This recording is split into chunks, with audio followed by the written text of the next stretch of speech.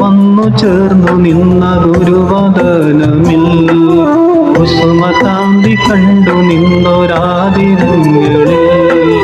ആശയായി ഉള്ളിലായി ഏറെയായി ഈ നാവിലെന്നും കണ്ടിരുന്നൊരാ പെണ്ണിനെ കാണുവാനൊരാഗസുന്ദരം അതിരൂപഗോപുരം എൻ